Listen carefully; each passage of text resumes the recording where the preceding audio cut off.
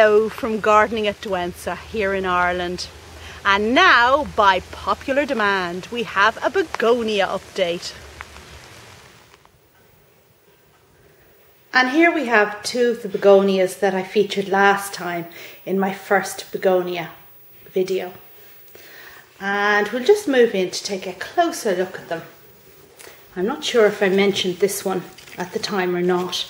I don't have a name for it, it's some kind of Rex hybrid. But I did talk about this one, which is Escargot. And it's a glorious, fabulous begonia. And this one has done really, really well for me. I've potted it on. It's in a bigger pot than it was last time. And it's just doing really well. I water once a week and feed with any remnants of orchid feed I have left in the jug when I'm finished. And then the other one, which is sizemoreae, I also featured. And this is also doing well. It's smaller than Escargot, and that's probably because it was bought 6 months or a year after it. But it's lovely and furry. Look at those gorgeous bristles. They feel so soft. Again, this has been potted on, and I did try an experiment hanging both of those orchids, both of those begonias in pots, but they didn't look right. They don't trail enough for that to be worthwhile. I'm just looking to see if I can find any furry new growth in here in sizemoreae. It's like a fern or something, like a little plushy animal. Gorgeous. So I took them down again and I keep them in pots as they are conventionally kept. Begonia U614 is also doing quite well out here in the hall. Such a catchy name. I featured this one last time as well, and I'd just like to point out that this isn't Begonia sycomensis as some people seem to think it is. It's a new species that hasn't yet been properly named. But I potted this one on as well, and no, I haven't yet tried it outdoors. It's meant to be quite cold hardy, but that is as yet untested here at Douentza. And here's a little cutie I didn't mention last time. It's a bit rainy here, so I'm going to make this brief. This is Begonia Tie Dye, and it's not hardy, but it can be put in the ground in summer and then lifted again in winter. I think, you know, if you live by the coast or something, you might get away with this outdoors, but I certainly wouldn't. And this begonia here also wasn't mentioned last time, but it's a right cutie.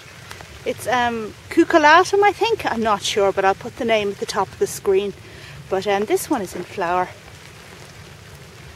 And the foliage is really interesting, like that.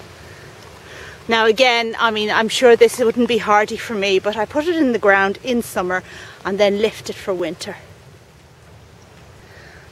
I grow various tuberous or corm begonias as well, like this one here. I love that orange foliage. And let's not forget Begonia sutherlandii, which is just coming into flower for me.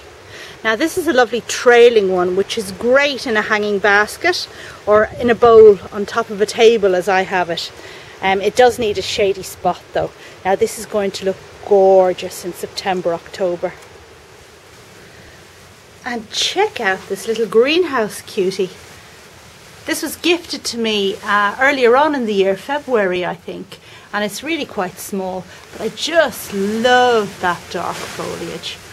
And it looks like it's getting gorgeous orange flowers. And finally, here's the sad tale of Begonia luxurians. Now, as you can see, it's looking a bit the worst for wear. The leaves all the way up these canes have been stripped. That's because they,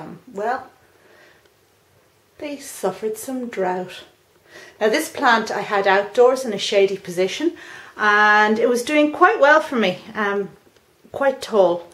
And then when we were going away to Kerry for our holidays, I decided that I couldn't chance it to the rain in terms of watering. It needed more watering than that. So I brought it indoors and I put it in a shady position indoors, And the idea was that I would put an upturned bottle with some perforations in the lid in the soil, and that would kind of drip water it, irrigate it while I was away. So that was the plan, and that was the very last thing I was supposed to do before I went away on holidays. And do you know what happened? I forgot. Yes, forgot. So this poor plant wasn't watered for a week, so when I came back it was looking very, very sorry.